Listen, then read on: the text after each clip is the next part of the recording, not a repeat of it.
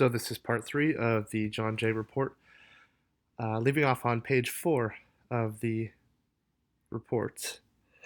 So a total of 10,000 individuals, uh, 10,500 individuals made allegations of sexual abuse by priests. Uh, of those alleged abuse, the file contained that 17% of them had siblings who were also allegedly abused. It is impossible to determine from our surveys what percentage of all actual cases of abuse actually occurred between 1950 and 2002. Um, Allegations of child sexual abuse are made gradually over an extended period of time, and it is likely that further allegations will be made with respect to recent time periods covering the surveys. Basically, saying in the report, these are only the allegations that they know of at the time. Less than 13% of allegations were made in the year in which the abuse actually began.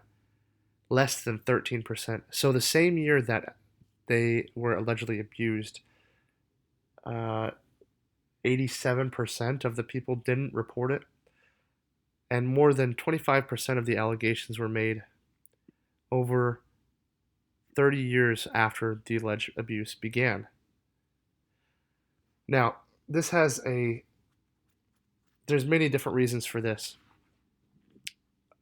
because if we are talking about kids between the ages of 11 and 16, they see these priests in a time before the church came out and recognized that there was abuse going on a very public setting.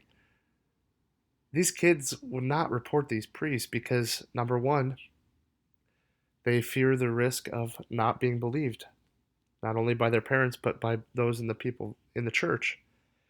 Number two, when you're a kid and you're being abused, you're very confused. There's lots of different reasons why people don't report right away. And we are, I'll make more videos on that later, but it's a very interesting dynamic because now we see in 2019, people are coming forward and saying, this happened to me, 30 years ago, and the statute of limitations has passed. These priests won't be charged criminally. And how can you prove it? How can, there was no cameras back then. There was no evidence. There was no internet, nothing. So people not reporting right away is a very common occurrence. And, there's still cases that probably have not been reported. And people are going to probably take that to their grave and not ever report because it's a very sensitive issue. It's very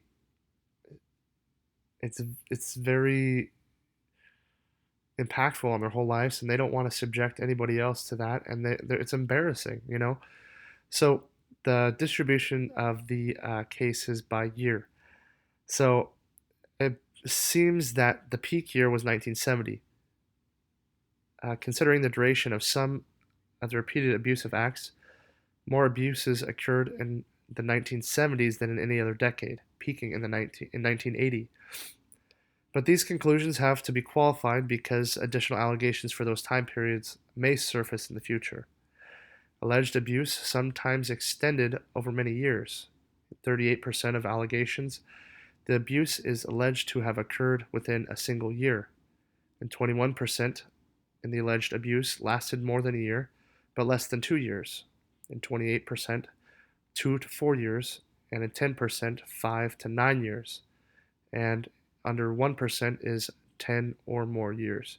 So the alleged abuse seems like a large percentage lasted anywhere from 1 to 4 years. Let's see, it's probably be about 40, 60, 80% of the abuse that actually occurred happened between 1 and 4 years. So it was an extended amount of time that it happened. Uh, the majority of that 40% just only happening within 1 year. So approximately one third of all allegations were reported in 2002, 2003. That's a large number because that was when, in this time period, that's when the bishops had the priest crisis. That's when the Spotlight movie, uh, you know, highlights the Boston, I believe it was the Boston Globe, when they came out with their report of abuse of priests with minors. So like I said, the church had to act because they were forced to. So one third of the allegations were reported within that 1 year period of 2002 to 2003. Uh, let's see, the cost of allegations. Let's see, $472 million to date, paid out by the church. 14% of dioceses and religious communities did not report uh, dollar figures. In addition, the survey responses were filed over a 10-month period, did not include settlements and expenses incurred after the surveys were submitted. No diocese reported the recent and highly publicized $85 million settlement, uh, this report was in 2002. If we included the $85 million report settlement, the total cost paid by the church exceeds $500 million. Okay. So over, 1950s to 2002, I guess 1950s to 2004, the total of amount paid out from the church is over $500 million. That's a good statistic to remember. The priests and the accusers, the profile of the priests with allegations. So, the majority of priests with allegations of abuse were ordained between 1950 and 1979, which it makes up of 68%. The priests ordained prior to 1950 accounted for 21% of the allegations, and priests ordained after 1979 accounted for 10% of allegations. So, there's something going on between the 1950s and the 1979 where a massive amount of allegations were brought forth, obviously later on by those who were abused. Over 79% of these priests were between the ages of 25 and 29 when they were ordained, so very young priests. The standards of formation these days to become a priest is a lot. The guys that go through the seminary these days are put through the ringer essentially because of what has happened in the past. And men are not being ordained at the age of 25 through 29 anymore. It's more of like, I would say, I don't know the exact numbers, but I'd say in their mid 30s to and up. The Back in the day, the kids would go into these high school seminaries, to which, if they thought they were going to become priests, they would start off by studying in high school. And so their theology and philosophy programs were not as developed as they are today, to which they were getting ordained a lot younger than they are, in 2019. So for priests whose age at the time of the first alleged abuse was reported, over 40% was between the age of 30 and 39. So they had been in the priesthood for, a few years before they started having these alleged allegations. At the time abuse is alleged has occurred, 42% of priests were associate pastors, 25% were pastors, 7% were teachers. Let's see, a majority of priests, 56%, were alleged to have abused one victim, and nearly 27% were alleged to have abused two or three victims. Nearly 14% were have to abused 4 to 9 victims, and then 3% were alleged to abuse more than 10. The 150 priests, or 3.5, who had more than 10 allegations, were responsible for abusing over almost 3,000 victims. So the 3%, the 150 priests, comes up with a lot of victims within those 150 priests. Therefore, a very small percentage of the accused priests are responsible for a substantial percentage of the accusations. Though priests, that's a good number to remember here. A small percentage, so 150 priests abused over almost 3,000 people.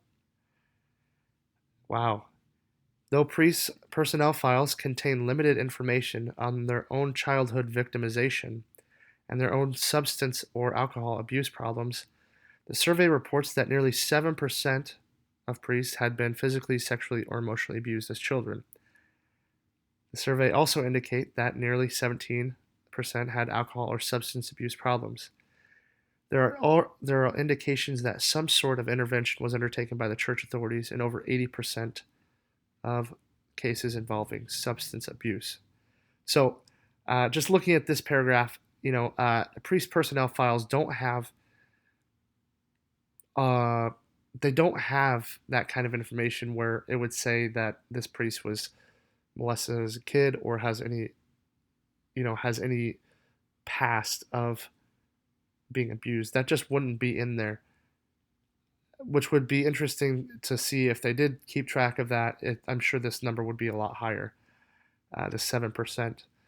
The survey indicates that 32% of priests were subjected to allegations of sexual abuse were also recognized as having other behavioral or psychological problems.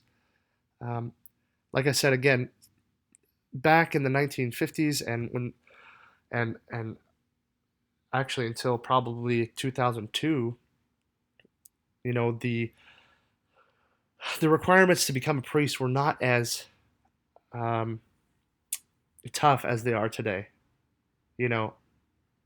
Guys have to undergo psychological exams. They have to undergo rigorous testing. Basically, each diocese has to know all about their life before they, including their sexual history, their drug use, their alcohol use, all of that, which back in the day was not the case. They never, uh, asked for this kind of information, especially if the priest had been reported to have been abused as a minor. That was just not something that they talked about or even looked for. So the largest group of alleged victims was between the ages 50% were of 11 and 14, so probably around puberty or right before. 27% were 15 to 17, and 16% were 8 to 10. So a majority of almost 70, almost 80%, 80% of the alleged victims were between the ages of 11 and 17. And I'm sure there was a lot more, but and over 40% of the victims were male between the ages of 11 and 14. Of the number of accused, 37% of priests with allegations of abuse participated in treatment programs. The most common treatment programs were sex offender specific type programs. And we will stop there and continue on with part 4.